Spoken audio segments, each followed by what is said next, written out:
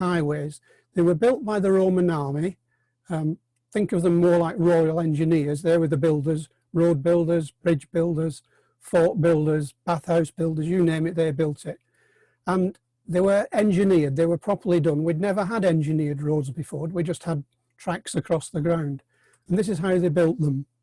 So this is sort of like a cross section through the Roman road.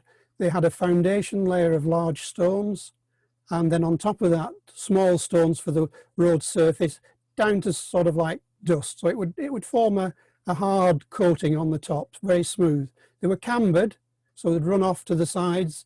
The ditches were about 8 metres apart. So these are big roads. These are not country lanes. They're about 2 feet in the centre. That's the thickness that they built it up. You could call these highways, and of course that's how we get the name. They're built up, the highways. So about 60 centimetres, 2 feet thick. But I won't be using highway, I'll be using this word agger. So when I use agger, it's this ridge of the road. It's the built up road. So everybody knows Roman roads were built in a straight line, and anybody can build a road in a straight line, but how do you build it in the right direction? Now there are a couple of clues on this cartoon, and the one is at the top there, that's the tower on the hill. So they worked from tower to tower. So the first job would be for the surveyor to come out and set out the alignments. So these lines are called alignments. They could come off the alignment, but generally they had to keep to it. So there's a tower on the hill there, and there's a tower behind us. So the 2 towers, they're working between towers. The other gadget they used was this thing here, it's a bit of a strange thing, it's called a Groma. It's a cross with plumb bobs. So the engineer would come round this side first of all and align the 2 plumb bobs onto that tower in the distance. He'd then go around to where he stood now and sight at the tower ahead. And if the plumb bobs lined up on the tower ahead, he was dead on line. If not, he'd have to move his Groma left or right and they'd shift the road over. So that's how they did it with this gadget. This is an artist's impression of possibly how it would have looked when it was constructed. You can tell it's Lancashire because the ditches have water in them. There's no trees in this picture, but I think it's a bit harsh on Lancashire. Lancashire, yeah, we had tree clearances, but not to this extent. There would still be a lot more trees than that. But other than that, it's a fair representation of it. Now, I did say LiDAR. Now, you might have heard of LiDAR in terms of self-driving cars. They use it as well, but it came out long before that, and it was used for flood defence. What happens is an aeroplane flies over the ground and shoots laser beams down, something like 100,000 a second pulses. It just fires them down, and they can measure the ground to sort of 2 or 3 inches, but average of about 4 inches of accuracy. We can get the data from DEFRA, it used to be the Environment Agency, and they'd done most of the country, but they did it for flood defence. If you have a river break its banks and flood, then if you know the height of the ground to a couple of inches, you know where the water's going to go. So that's why they did it. The coverage in Lancashire is a bit patchy. We have about 80% now. They did promise 100% for this year, but we're still missing, so we've got some annoying gaps. It can cleverly see under trees as well. So even if the archaeology is under a tree, it can see through them. They do it in winter, so there's less leaves so they can see. So that's the good news. The bad news is LiDAR data is numbers. Now, without software, you just don't get a picture. You need a software to turn it into something that we can understand. Now here I've turned the numbers of Lancaster into a 3D virtual reality model. So this is LiDAR, so this is virtual reality. It's a bit like Minecraft. If you've got children who play Minecraft or grandchildren, then it's the same thing. I can wander around this, I can go anywhere I want. I'm not restricted to private land or anything. I can go onto private land down. I can walk down the railway line if I want. This is the railway line here, the castle up on the hill there. So this is a virtual reality world. So I can explore, look for Roman roads. So what am I looking for? Now this is an example of a patch of ground. This is actually in Cumbria, but the 2 identical patches of ground, we're looking the same view, but on the left, I've put the sun shining from the south, so the sun's shining that way. And on the right, I've put the sun shining from the left. I can put the sun in the north if I want. I'm in charge of this virtual reality world. And on one, it's invisible, the road, and on the right-hand side, it's visible. Because on the right-hand side, that highway, that built-up agger, will cast a shadow. The sun is shining at right angles to it, so we can see it. But on the left, it's invisible. So as long as you know where the road's going, you've got a chance of finding it. If you don't know where it's going, then it's hard work. So let's start with Lancashire's Roman roads. It looks a horrendously complicated map, but just think of it as a ladder. 2 verticals on the ladder, one going through Preston, one going through Richest. We have to do with just one, the M6 via Preston, but the Romans had 2, one through Preston, one through Richest. And then the rungs of the ladder are just the connectors. So we've got some connectors across between the two main roads. So we're going to pick up this western one. It used to be called the coastal one, but we might have to change our opinion of it there. So it comes from Chester, Warrington, Wigan, Preston, Lancaster, Pendle, and all the way up to Carlisle. But we'll just pick it up near Lancashire. I'll start at Wigan. Yes, I know we've given Wigan away to Greater Manchester, but we'll start in Wigan. So the road in from Warrington comes in here. Notice it doesn't aim for Wigan. And this is that tower to tower that I was telling you about. There would have been a tower up here on the hill, and they're working on this alignment. And when they got near to Wigan, they would branch into Wigan, and then when wanted to leave Wigan, they would go back to that alignment and then carry on. Remember, they were built by the army. They would follow the rules. The rules were to use the alignments. Why we've got this strange dog leg there, not sort of a shallower angle, we'll come to right at the end. Now, Wigan is a fort. It was probably about 10 years ago now when a bathhouse was found in Wigan, which more or less confirmed it was a fort. And based on what's been found there, it is now regarded as a fort, Roman fort. Unfortunately, it was wiped out by the shopping mall. The stones from the bathhouse were all dismantled and carried round the back of the shop, and now around the back of the shopping mall. A bit of a shame, really. Right, so we'll head on northwards now. We're now at Copple, and this is probably the best surviving stretch of the road from Wigan to Preston. So this is our agger. You can see it tailing off a bit this side to the ditch, and it's hidden on that side. So this is perhaps the only bit you can easily walk on the road today. And just in that field at the end where the road turns left, Chorley History Society did an excavation about 50 years ago now. 2 men with a wheelbarrow found the road quite easily. Funnily enough, geophys in that field, modern technology, couldn't find it, but 2 men in a wheelbarrow did a long time ago. On towards Leyland. The A49 through Exton follows the line, and that's the line of the road coming up to the east of Leyland. This is the M6, and just in that field there, where I'm pointing to, is the line, and the agger has survived in that one field. And then through the suburbs of Leyland, and then it'll head on to Preston. There was another tower at St Ambrose Church. It's a bit of a high spot here, so there would be a tower here, and our road then would change slightly for Walton-le-Dale, where the Roman site was. Now, until very recently, this was assumed to be the line. This is Preston's up here, Walton-le-Dale there. The site at Walton-le-Dale is not a fort. It seems to be an industrial site, probably a port on the river Ribble there, and possibly serving Richest. So it is industrial workshops, that kind of thing. And this was the suggested line for the road until very, very recently. In fact, the line of this road I was postulating well before LiDar came on, and it turned out that it is actually over here. That was the bit we've just seen with the LiDar coming into Leyland by the motorway. But there were other clues as to where it went. The clues for this line were just based on this one name, Meanygate. That's corruption from Main Wain Gate. So that's gate in this sense means a road, not a gate. so main Waingate. But that was the only clue, and this was much more likely because there was a parish boundary following the line here. Parish boundaries, if you're setting out in the medieval times, you're setting out a parish boundary, why not use a Roman road, the big agger, nice good boundary. Then we had the name Stanyfield Lane, it was Stanyfold before that, Stone Field.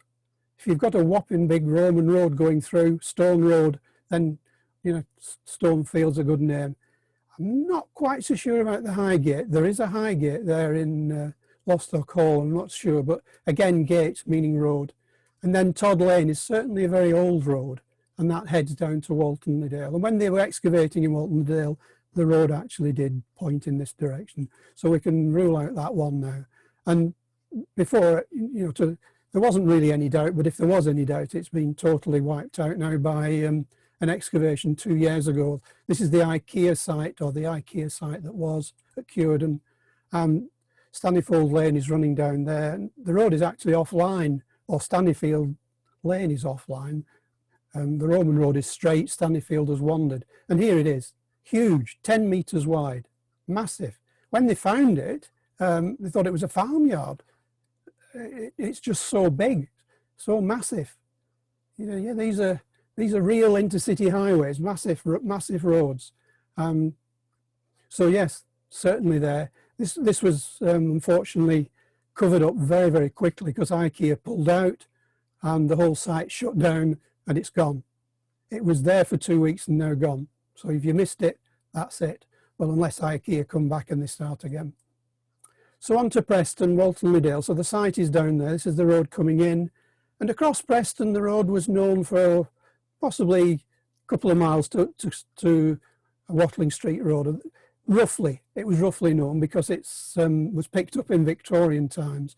No GPS, just a few field names and suggestions as to where it was. So it was known roughly. Similar to in Lancaster, the road's heading for the fort at Lancaster, and the road was known about a mile and a half south. But in between, nobody knew where it was lost. Or should I say, everybody you spoke to knew exactly where it was. All sorts of theories as to where this road was. How could you lose 20 miles of road? But we did. In fact, there was only about half a mile here that turned out to be correct. All the rest was wrong. Anyway, to find it, what I needed was 1 point to work from. And that turned up here, just south of Garstang. If I had 1 point, then I could work north and I could work south. And luckily that turned up. So on this map, we're just short of Lancaster. Here's the A6. That's where you turn off at Catterall to go into Lancaster. The M6 over there. I was actually looking over here. There's the name Fleet Street. Now, street is often an indicator of Roman roads, but not always. It sometimes leads you astray, but it was a good starting place. So I was looking at the LiDAR here, but it wasn't at Fleet Street. It was over here on Acre Hall site, on their farm. It was there. And this is the LiDAR for it. So this is Acre Hall. I don't know whether you can spot it, but I'll give you a clue. It's there. So here it is running down. Starts north of the A6, it's in Bradley Hill farm, runs all the way down this field, next field, a little bit visible through the woods, bit of a kink to get over the stream, and then continuing on. So as soon as I saw that, I knew exactly that this was the Roman road. It had actually been postulated before because a pipeline went through and they found a gravel road there. But there were so many gravel roads in Garstang. Was this the Roman one? It is, definitely. So let's work south now from this alignment. So we can go south and see what we can find. So we've come south to Billsborough and we're looking north here, but Barton is over here. This is the A6 through Barton, which many people thought must be the Roman road. It's huge, it's wide, it's dead straight, but no, it's not there. We've got the line now, we know where to look. And it's there. Bit of a kink again to Bridge Barton Brook and then on again. If I fade it down, it's very, very faint. You would never have spotted it without knowing this original alignment. Very, very faint. But because it's in every field and lined up, you know it's a Roman road. Every field has a bump, But when they all line up, it's too much of a coincidence. That's the Roman road. So we'll just have a look a bit further south from here. This is Broughton, Whittingham Lane, Broughton Bypass. And here's our road heading down towards Preston. That hedge line marks the line down to Preston. The line goes straight through the outpatients of Preston Hospital. So if you're waiting for a blood test there or a prescription, you're probably sat on the Roman road there. Right, let's go the other way from Stanzacre. So from that one spot, we're now heading north to Garstang. And here's Bowgreave Hill. Perfect place for a tower. So we would put our tower on Bowgreave Hill, would come up to that, and then would sight on. This bit of road marks the line. Is there anything further? And yes, there's a prominent piece of agger there in that field. Just this is the river Wyre there going through Garstang. That's the cricket field. That's the picnic spot on the corner. Yes, so there's the line. And it goes straight through Garstang Community Academy School. It actually goes through the history classroom. And the teacher who's retired there, Simon, hope he's not on tonight, but Simon taught in that classroom for 30 years and never noticed the Roman road. So there it is, look, going up towards Garstang. Right, we'll look the other way now. This is Garstang looking back. So here's Bowgreave Hill. That's where our tower would be. There's the line. There's the agger through this field. Now, horseshoe bends get bigger over time. So in Roman times, this horseshoe bend would have probably been less, probably more across the bend. And so this agger probably comes to what was probably the bridge. I would guess that straight line could be a bridge abutment there for it to cross. So that's probably its line, cross the river and then on again. So we've got a map now of Garstang. So this is where we've just been looking at that coming up to the cricket field. There's the cricket field. So this is the agger coming in, the road coming in from the south. This was the bit that was correct. LiDAR shows that Fowler Hill Lane is correct. And because we know how they designed the roads, how they were following the manual, we can just join the two straights up and we know that's what they must have done. So even it's all built over, we know where it went. And the penny dropped. Just at this spot is a Roman milestone. It had been there for 200 years at least by the side of the road, and nobody realised it was a Roman milestone. It's got a bit of metal in it now to act as a gatepost, but this is a classical milestone. Cylindrical top and a square base. I don't know if you can just see the haunch. So in the ground it's square, above the ground it's cylindrical. No inscription, but that is a classic Roman milestone. Just sat there for 200 years and nobody realised that was a milestone and that was the Roman road. Right, so we've come up that piece of Fowler Hill Lane. We're looking now towards Lancaster. Lancaster is at the top there. Now everybody said this road went through Goldgate, so there's Goldgate over there. But look where our road's pointing. It's not pointing at Lancaster at all. Well, the other thing I should mention, the colour scheme. Blue is sea in Roman times. All these are drained lands with islands in them. So these are all drained in relatively modern times. So that's the coastal line in Roman times. So where was our road? Where was it going? Was it going through Goldgate?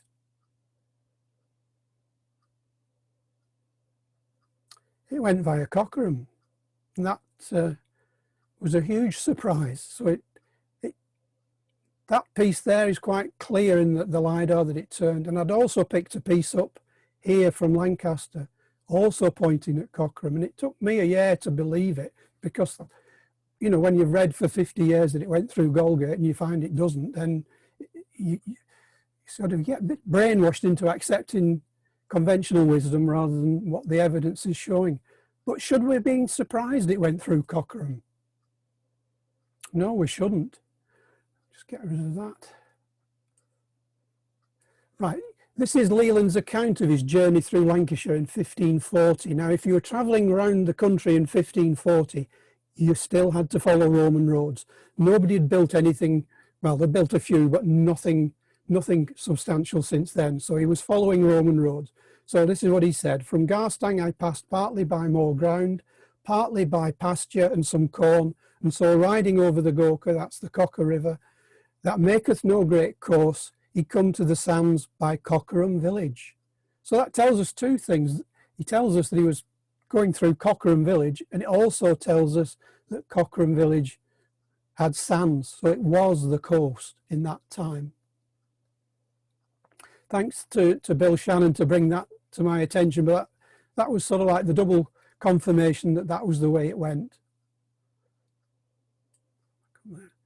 Right, so I got the line, but who was going to believe me? I needed something physical. LiDAR's all right, but people like things they can actually jump up and down on. So could I find anything?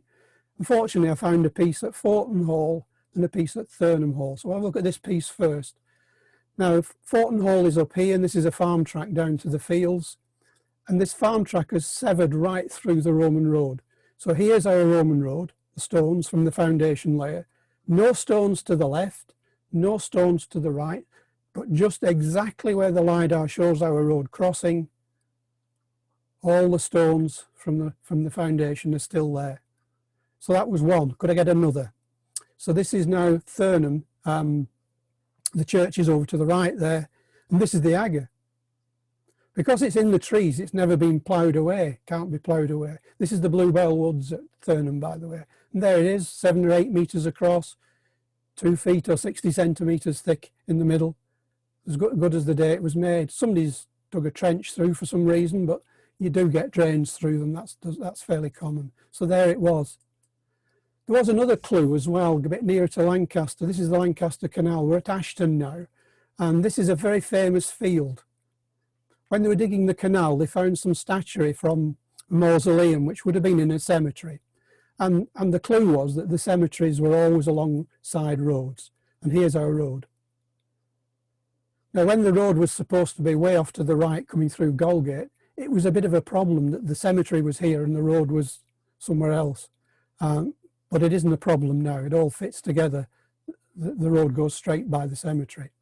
These are the statuary that were found. I don't think they do the old inhabitants of Lancaster any favours, but not to worry. So that's the famous field where the statuary were found, bang where the road actually is. Now we're going to fly it now. So we're flying from Cabers Cross. There's our road going along here. This is Kilntrees Lane, worn away by hundreds of years of traffic and nobody maintaining the roads. A bit like today, really. And there's our agger. There's just a little piece survived. This is Forton Hall up here, and the turn is there. That was the bit where the agger hit that lane and turned. Very faint, but it's definite.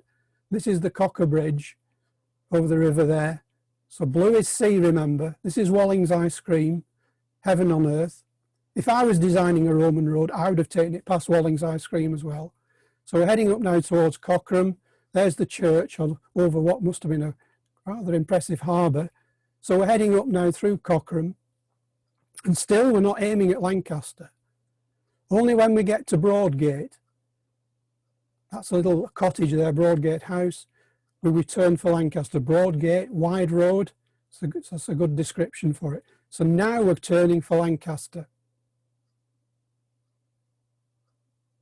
Thurnham Church ahead, this is the bit in the woods there, that's Thurnham Hall. There's our agger through the woods. This is the Conda River, and when they dug the channel for the Conda River, they found stones, and there's a pile of stones either side from the road. So there's it going through. Faint, you just see it there faintly. But this was the bit I found before. The university's over there, Lancaster University, but this was the piece I'd found pointing to Cockerham as well, which all fitted together. The canal coming in, and that's our field with the statuary in. This is Borough Heights, possibly a fortlet, an Iron Age fortlet. It possibly explains why the cemetery is here. Lancaster's quite a way away, so why put your cemetery there? Was this in view of the fort? So there's the field, there's the canal heading through, and then we're going to do a turn. When we get to Ripley Heights, we'll turn a bit towards the river, just a slight adjustment. So we know there's a tower there as well, but we're not going to aim to the fort again. We're aiming down Penny Street, down there. The fort's over where the castle is there. And we're going down Penny Street because the bridge was at the bottom of Penny Street.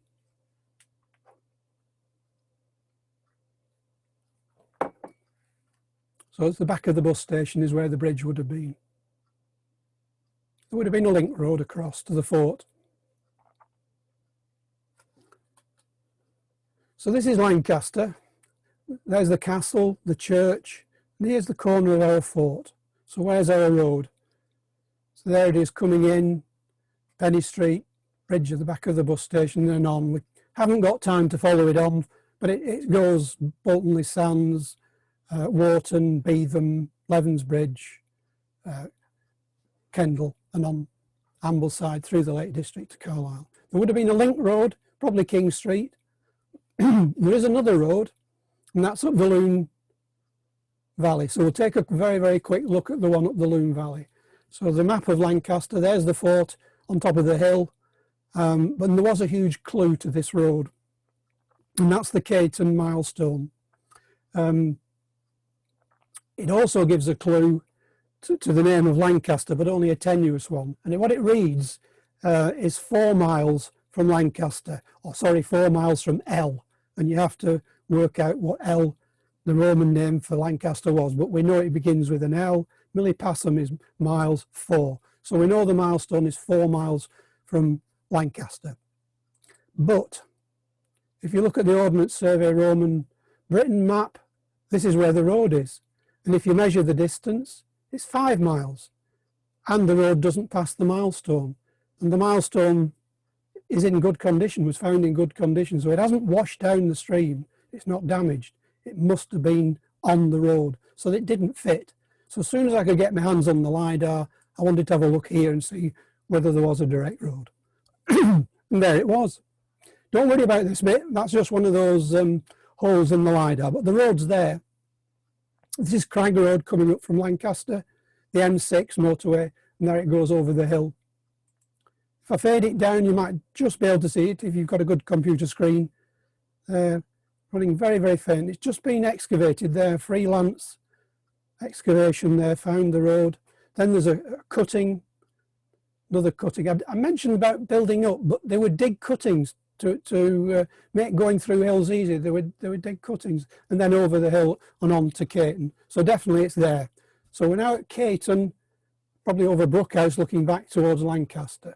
I managed to get into Esco Beck House thanks to Mark, who showed me round there. And it looks like there was a tower on the knoll because the road comes in and it's lined up on the knoll at Esco Bank. So there must have been a tower there. So this white line is the alignment.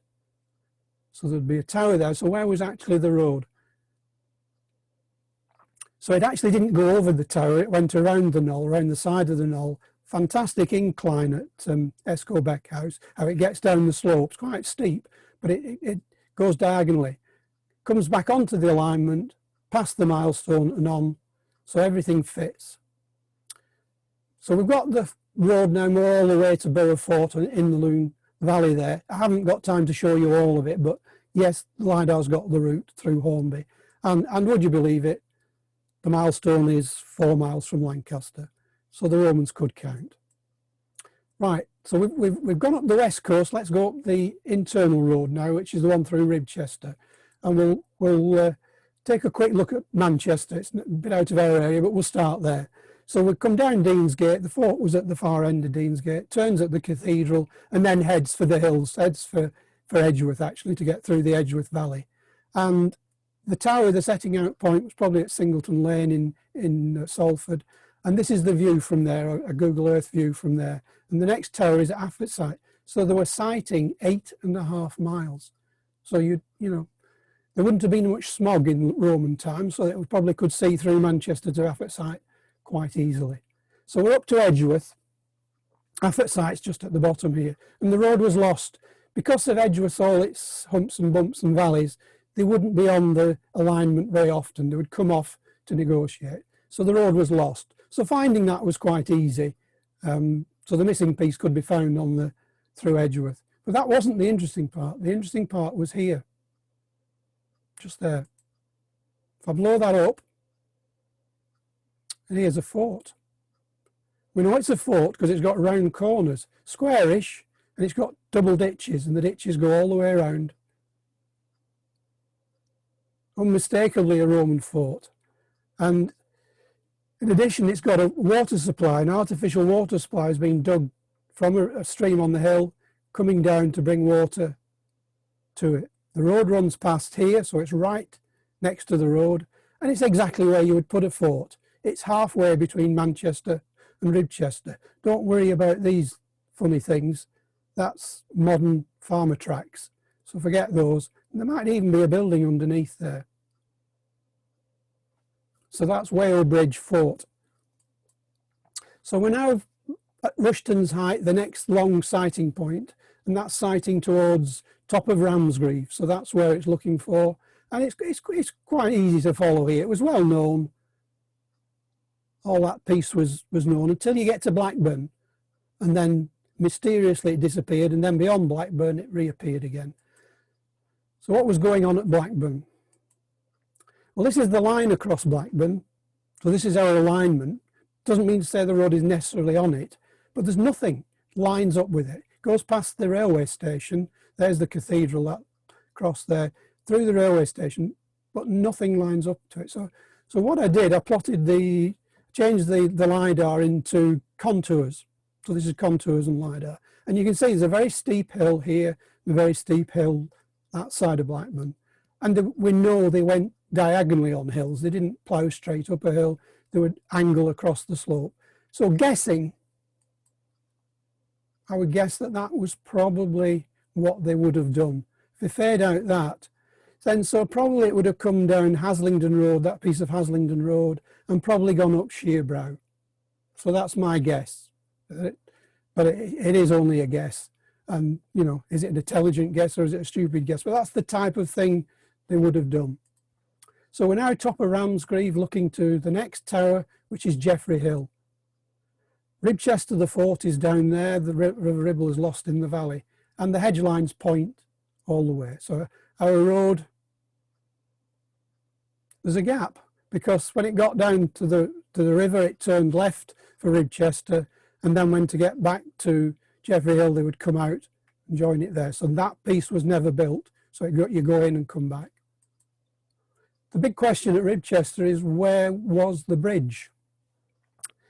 I haven't told you all about these roads yet, but this is the York Road, the Barrow Carlisle Road, Lancaster Road, Kirkham Road there. There would only be one bridge, and it'd be where the three roads met. This is the link road, also showed up with LiDAR. But the question is, where was the river?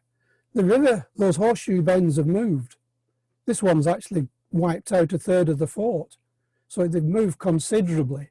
Now here are lots of old river courses visible.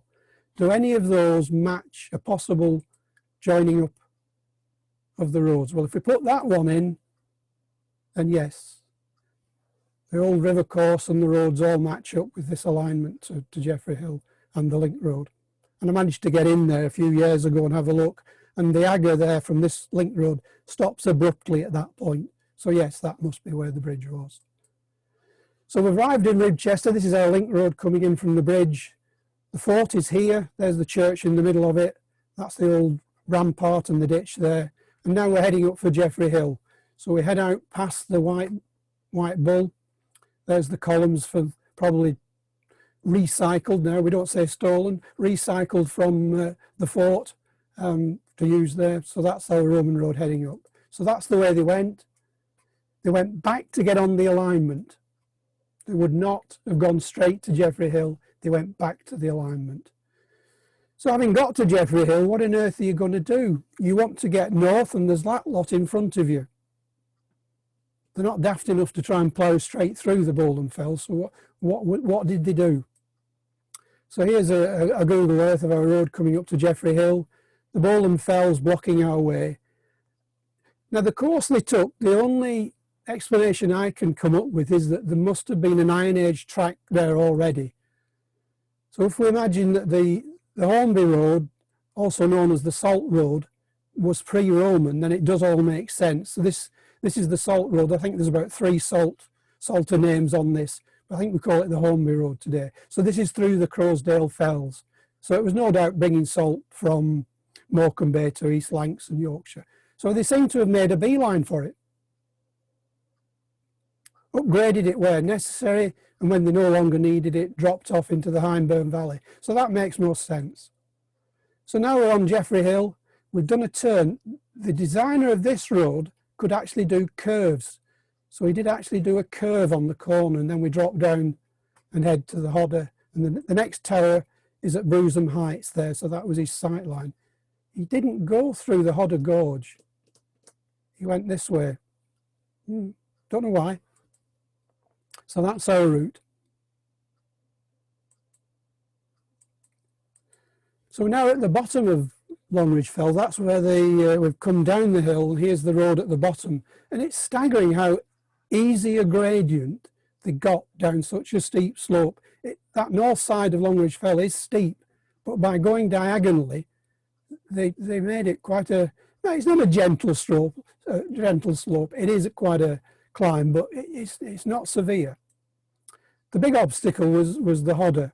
This is a LiDAR where it's called a DTM LiDAR, where the trees are stripped off. So this is stripped bare. So here's our road. The Ordnance Survey just shows it ploughing straight on, but we can see it zigzags down and then zigzags the other side and continues on. Yeah, very logical. So the bridge would have been there. We're going to fly this one now. So we're coming down into Richest. The fort is down here, and we're going to go along past the White Bull. On the corner there is Cherry Gate, which is a corruption of Chester Gate. Now whether that's short for Richester or the Chester, I'm not so sure, but again, the road to Chester. Didn't go down there. The Ordnance Survey show it going down there, but it didn't. So we're now turning back onto that alignment from top of Ramsgreave to Jeffrey Hill. Now the road heads for this valley. Very cleverly aimed for that valley. That's the Hall's Arms. There are lots of pits here where they've dug stone out to build the road. Another one there. Don't ship your road miles. You know, if you've got stone next to your road, dig it out and build your road from local stone. Don't, you know, common sense says don't transport it if you don't have to. And now this is that big turn, 50 odd degrees, massive turn to get that easy slope down the hill. And there it is stretching out ahead of us. So we're going to drop down now. I was looking back from about here, back up, that view back up to the up the slope. So heading on to the Hodder now. It crosses the Hodder twice. This is Hodder 1, which obviously comes through the Hodder Gorge there. And that's the zigzag. This one's got the trees on, so it's not quite as easy to see. In fact, a lot of trees have been felled there, which now makes that piece visible. So there's the zigzag coming back on the alignment. This bit follows the modern road, or the modern road follows the Roman road rather. Then it turns off for Cowark. But it continues on, the ridge continues on. And this is Brewsome Heights, where the tower would be. This bit was disputed. Not disputed, but perhaps suggested it wasn't where it was supposed to be. It went straight on. The old former county archaeologist thought perhaps the modern road was the Roman line, but no, it's here. It turns on Brewsome Heights. It seems silly to us that they fight the bumps, but no, they were finding the shortest route, and there it is. You can stand on this piece today, and it's invisible, as clear in the LiDAR, but stand on that line, and you cannot see it. So heading down to the Hodder, there must be a fort somewhere around here. Just like Whalebridge was the halfway point, there must be one around here, but I haven't found it. Don't worry, we won't fall off the edge of this model. Right, so so we're now going to do the walk over Crossdale. This is the walk that used to be held annually, and a walk from usually the Sladeburn end along the Roman road, over the Crossdale fells and down to the Hyndburn Valley. I've done it twice. It was a tremendous walk. It's a shame that we can no longer do it. And it is a climb, south to north. Don't do it north to south. It's a killer north to south. So it is a long, long plod. How on earth they did this on a route march from Richest to up to Borough, there must have been an intermediate fort for a rest. Must have been. You couldn't do this without a coffee halfway.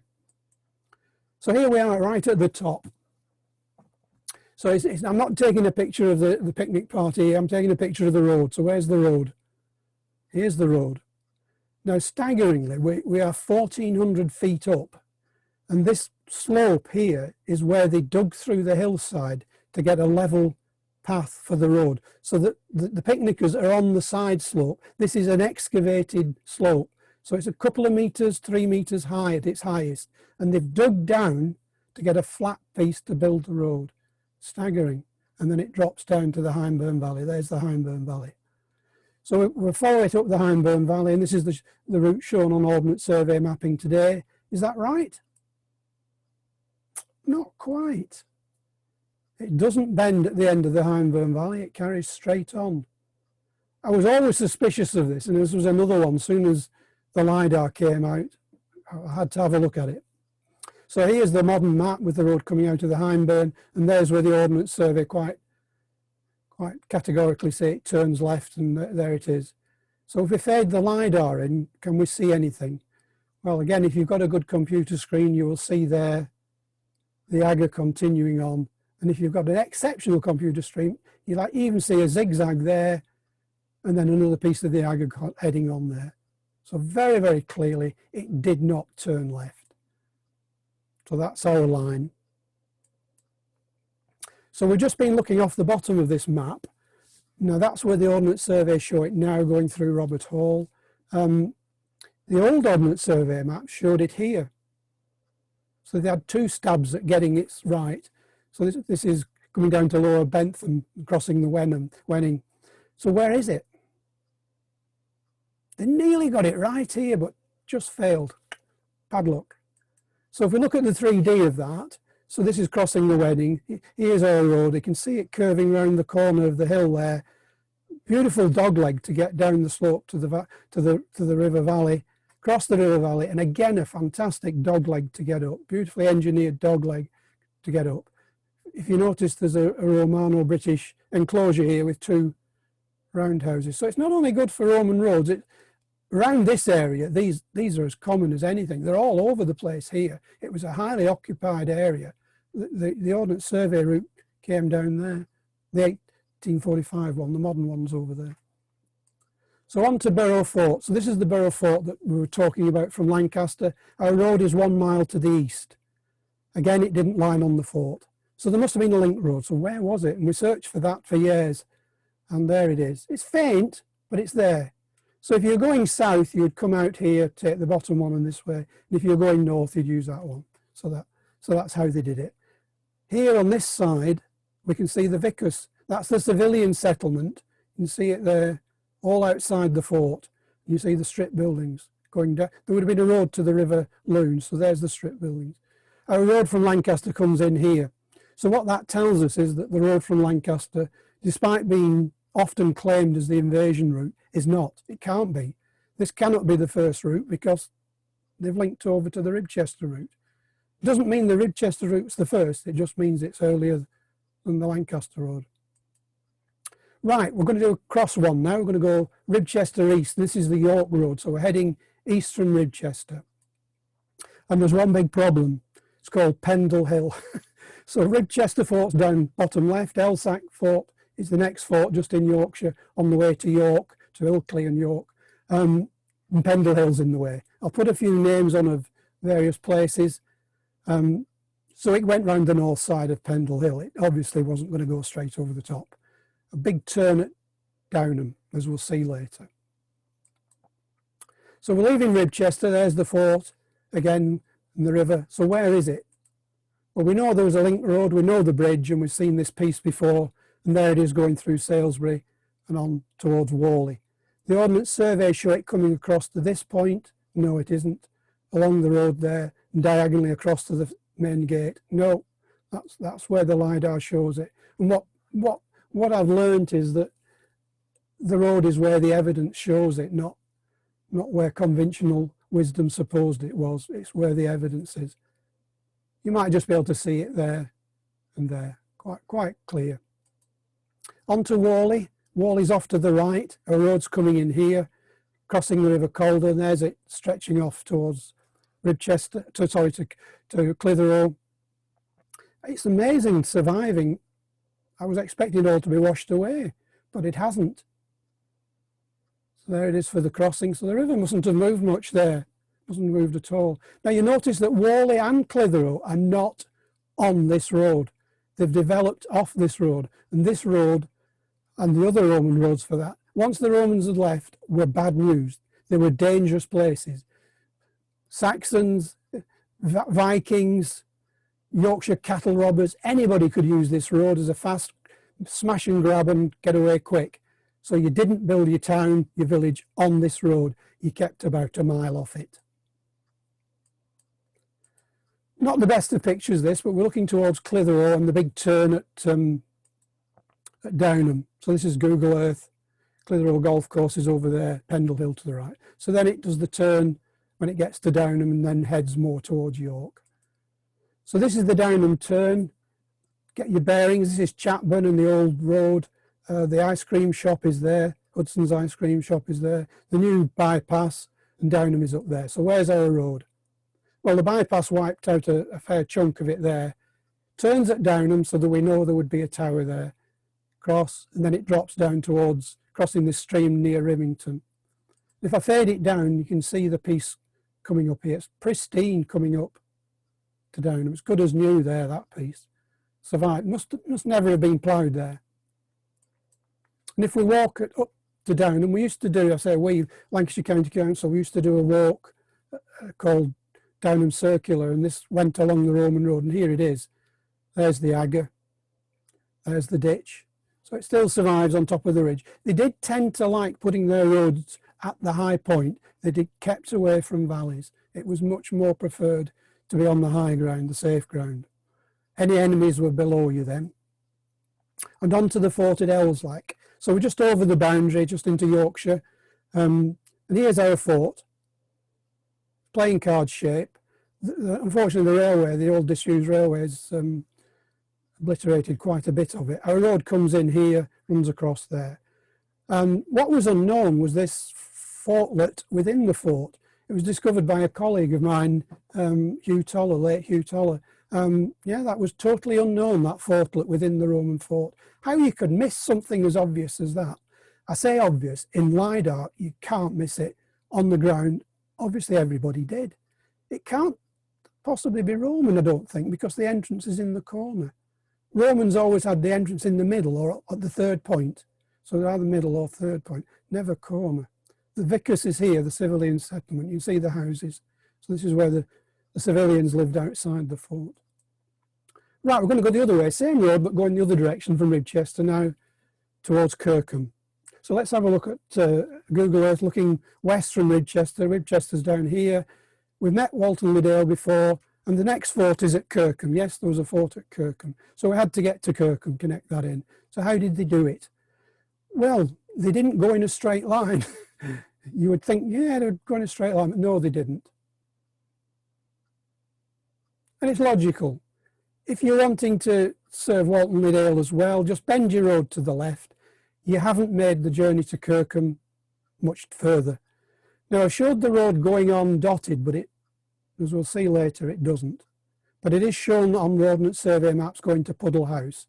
The other name that we'll come across is Portus Setantiorum.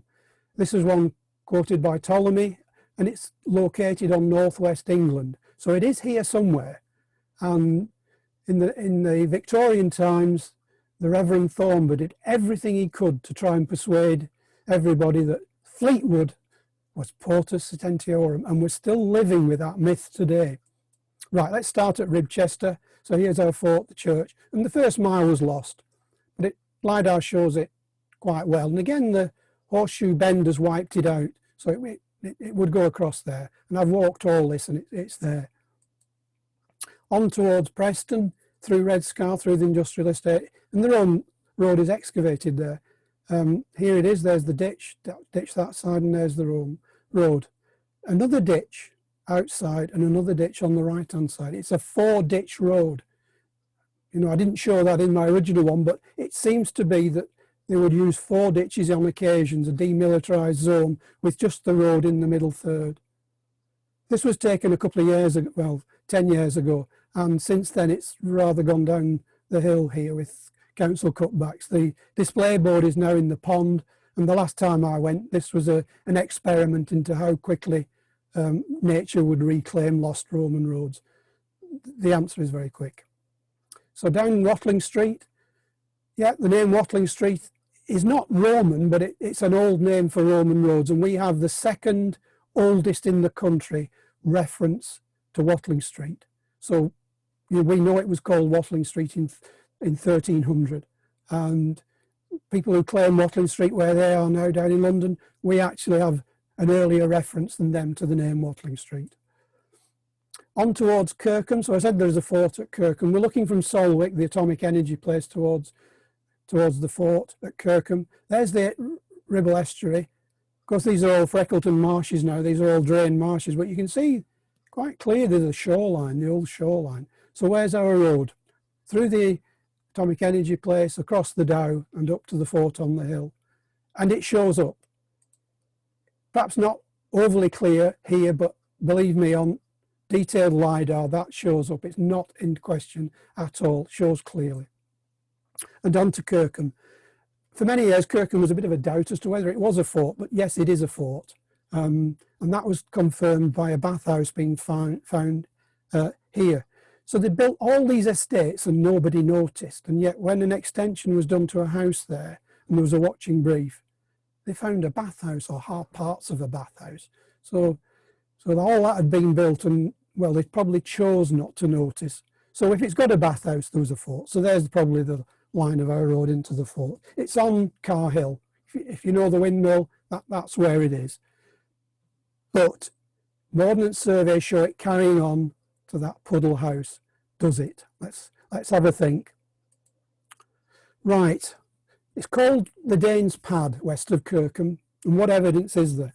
Well, it down to this Reverend Thornburn in the 1800s, and he, across the main dyke, I'll explain what the main dyke is, there is a huge gravel embankment, or there was. And yeah, there is no dispute, across the main dyke, there is a gravel embankment. And he persuaded the ordnance surveyors in 1845 that there was a Roman road over this going to Puddle House, and they showed it on their maps. Nobody could find it after that, and it disappeared off the maps. But lo and behold, when the N55 was built, it reappeared because, well, he wasn't professor then, but Barry Jones from Manchester University claimed to have found the road when the M55 was built. And so let's see what LiDAR can turn up. So right, we're looking north, Kirkham's on the right, Blackpool's on the left, Portland filed. Here's the River Wyre, meandering along, gets to Skippool, turns right and heads up to Knott End and Fleetwood. But in the last ice age, it couldn't get out. That was blocked. So it was forced down. And this is the main dyke. So this is the glacial version of the Wyre coming down. And until, I think it was about 300 years ago, perhaps 250 years ago, this wasn't drained. So until 250, 300 years ago, Blackpool was an island. It has been rather unkindly suggested it might have been better left as an island, but never mind, we'll not go there. And there's our gravel embankment. And yes, if you wanted to go to, Blackpool didn't exist then, but 300 years ago. But if you wanted to go onto that patch of land, then here was where you did it. And where's the Roman road? So this is what Thornburn came up with. Going to Puddle House. Mad. You would, if you wanted to get to Fleetwood, you'd follow the high ground. You wouldn't go to Puddle House. The name gives a clue straight away that it's wet and lowland, and they just didn't do that. Yeah, gravel embankment, Roman road, no. I'll not waste your time showing you all the Roman road, supposed Roman road, but there is nothing between those lines on the full length. This is the area where they were making earthquakes, called fracking, I think they called it, but this is where they were making earthquakes, but there's absolutely nothing there. So this is the famous report, famous archaeological report on the M55 motorway. And this is, he wasn't a professor then, Barry Jones. To be fair to him, I would say, this looks like he sent a couple of students out and did the survey and the investigation. because it's horrendous. This is not a professional report, is it? The grid reference is wrong. The date is wrong. It was 73. They got east when they mean west. They've got centimetre. They've got meters when they mean centimetre. 30 metres thick road. It means 30 centimetres. Oh, crikey. Anyway, what does it actually say? The line of the road lays 30 metres to the west of the alignment suggested on the Ordnance Survey maps. So he found something 30 metres to the west of the line. And if you actually read it, he didn't find a stone road at all. So there's his grid reference. This is the line of the road. Here's the M55 motorway. So his grid reference isn't on the motorway at all. So discount that one. So if we go 30 metres wide of his line, so is there anything? Absolutely nothing. And he didn't find a road. He found a 5-metre clay bank. And the Romans didn't build 5-metre wide roads. They were 7 or 8 metres wide. They weren't that narrow. So immediately, you don't believe it.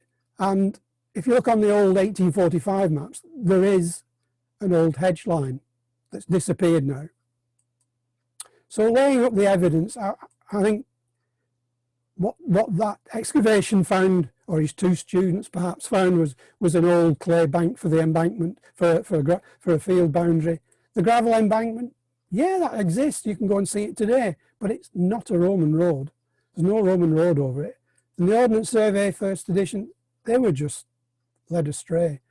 LiDAR, absolutely no evidence whatsoever. So strike that one off. Right, last road we'll look at. So this one is possibly the most important road. How did the Romans get from Richester to Lancaster? These were the two big settlements. The commander of the fort at Richester carried the title Commander of the Region. That would be nice to think he was Mayor of Lancashire, but probably not. He was probably in charge of the region for the Ribble Valley. Perhaps, I don't know, we're just guessing there, it didn't specify it. So if you want to find a road between the two, you draw a straight line. And for over 150 years, people have been looking for a road.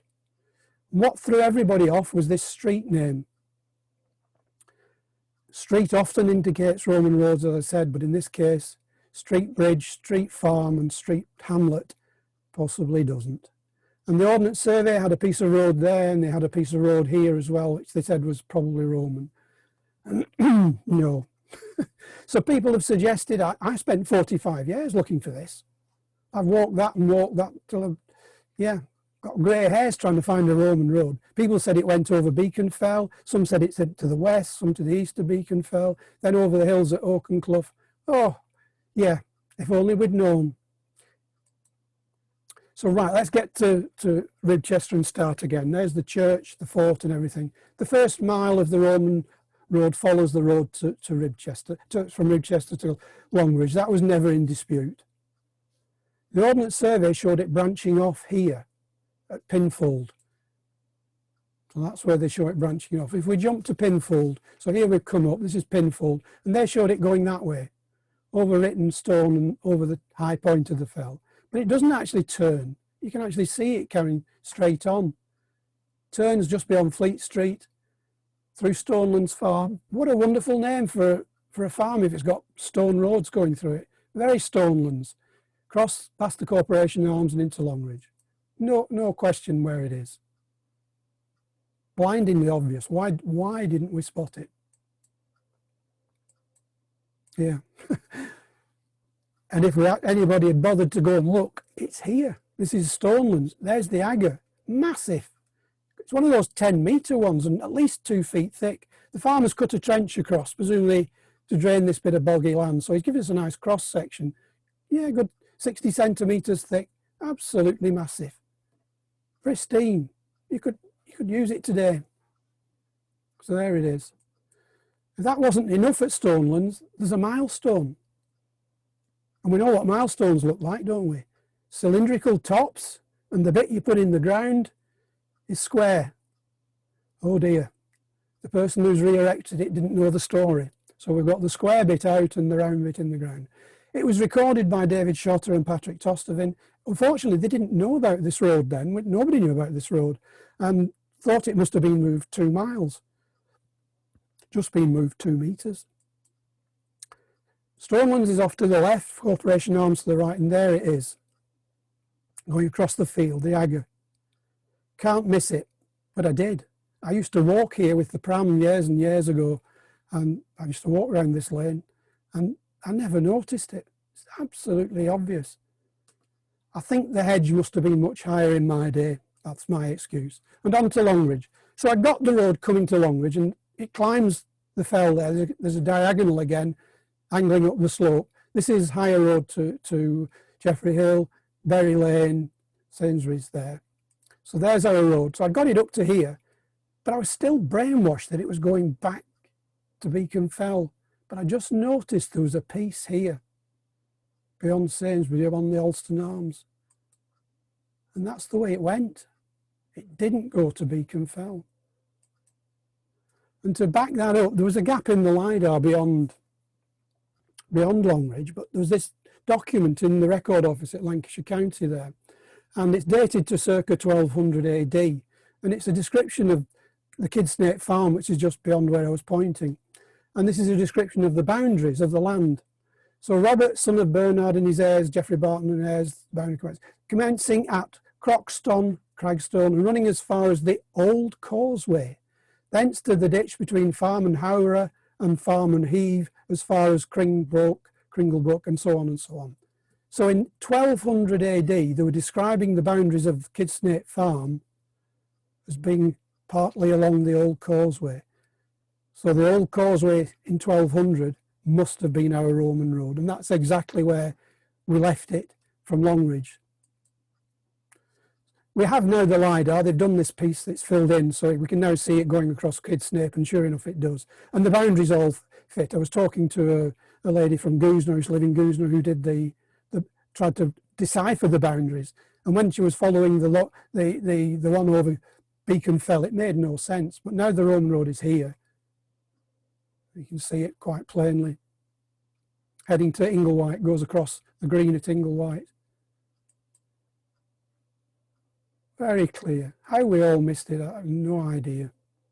The big obstacle was getting across the River Brock.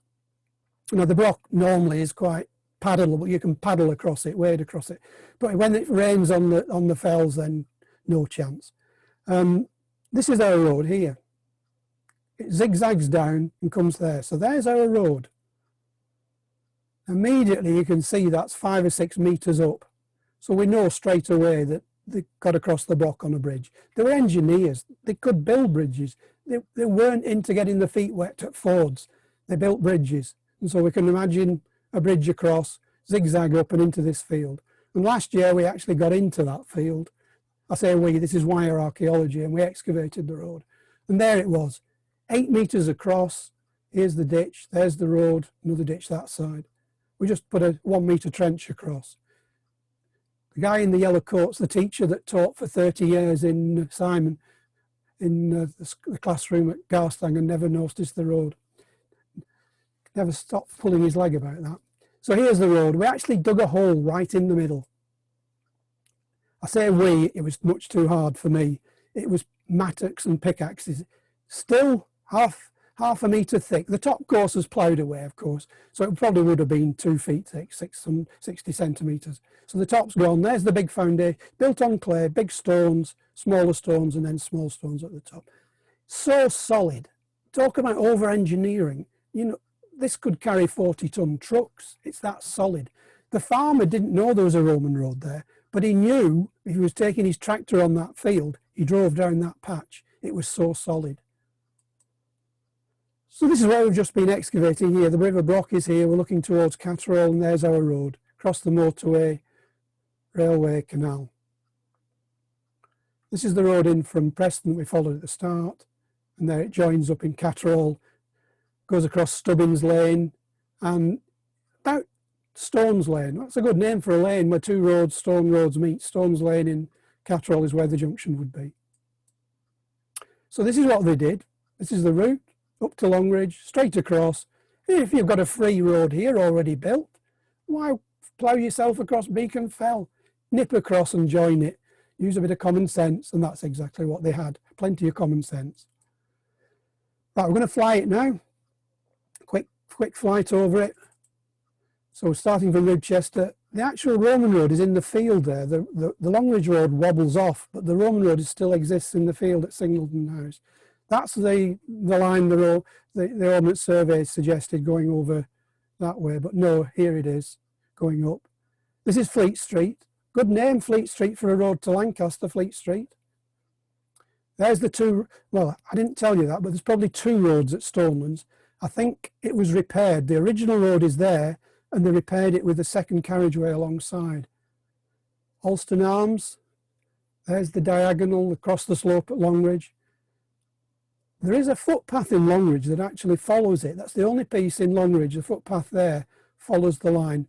Sainsbury's car park, they never noticed again, or chose not to notice. And this was the piece I spotted that indicated it was going to, not to Beacon Fell, but to Inglewhite, to that direction. This is a pipeline.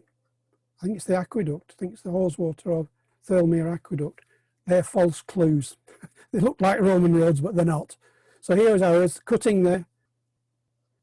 Hang on, Inglewhite up here.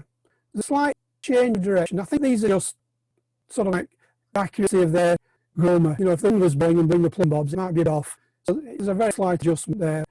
Then it goes through just the right of the Green Man. I think that's the Green Man pub. To the left-hand side, west of the Green at Inglewhite. That's the Green, goes across the west side. There's a new piece of LiDar as well. This is Bone Hill. Been a tower on Bone Hill probably. That little piece of modern road follows it, and then we head on to where the dock is, and this piece of modern road again follows it. Very unusual turn at a low point. Very unusual. The Brock crossing must have been so important that they turned at the best place to cross the river. There, I'm going through the field where we excavated. Only, I forget the name of the road there, but that modern road is Roman Road. Across the motorway, they never noticed anything. Railway never noticed anything. Canal didn't. Stubbins Lane, look obvious there, but if you look in the field at Stubbins Lane, you'll not see it, and yet in LiDAR it's as plain as plain. Right, just a few things to finish off with, just a few latest bits and pieces. I'm not saying exactly where this excavation was, but it's just north of Gas Tank, and it's looking like, there, you can see that's the road there. It's looking like it's one of those foot ditch roads again, with the agger in the middle. So this is what it is, ditch, agger, ditch. So it's like a demilitarised zone. So it's looking now like the road from Western to Lancaster is a four ditcher. That's like why archaeology we're hoping to get back to prove it. So watch this space. The other news is the forts of Burso. Say forts, the two of them. Here it is. Burso either way halfway between Wigan and South, but quite a long way west of where everybody thought the Romans had got. So here's the fort square. And there's a fortlet inside, so it'd be reduced in size at some stage. This was known in Victorian times, forgotten about, and then rediscovered in the early 2000s. And it definitely is a fort. It's been excavated in the last 6 years by Steve Baldwin, no doubt. Steve owns this field. He owns half the fort and been excavating in this side. And it's probably the best surviving fort in Lancashire. It's now been listed, so the field he done to it is hopefully going to be protected. Hopefully, not too sure about that, but it's going to hopefully be protected. So how was that linked in? I remember that strange road coming out of Wigan. We came from right at the beginning. It didn't take a shortcut. It now looked as if that could all be the Roman road from Wigan to Burso. And they would have gone over the high ground. Beautiful exact at Alm Hill, along the high point of Ashurst Peak and down. They would not have touched the Douglas Valley. Too wet altogether. They would not have gone through Selmersdale. Too many roundabouts. So the high road, definitely. So why on earth Burso? What's the attraction? So looking north from Burso, real estuary, Kirk is right at the top. I hope you're not blanked out with something on your screen, but Kirk is right on the top edge. So it now looks as if Burso and Kirkham are linked. They could well be westerly on a westerly route. Again, the blue is what we see in Roman times. So this is all marsh or sea. And there is a promontory of dry land heading towards Kirkham. And there are some bits and pieces of evidence that there could be a possible Roman road, especially that last bit from Barton to Hesse. That does look very Roman. So was this the invasion? Is it the earliest routes from Lancaster to Kirkham? It would explain why the fort at Burso, it would explain why there's a fort at Kirkham, which seems to be just at the moment out on a limb. But I'll leave that with you. So that's all we've got time for. There's a website, www.twither.co.uk. So if you want more information, that's where it's head to, twither.co.uk.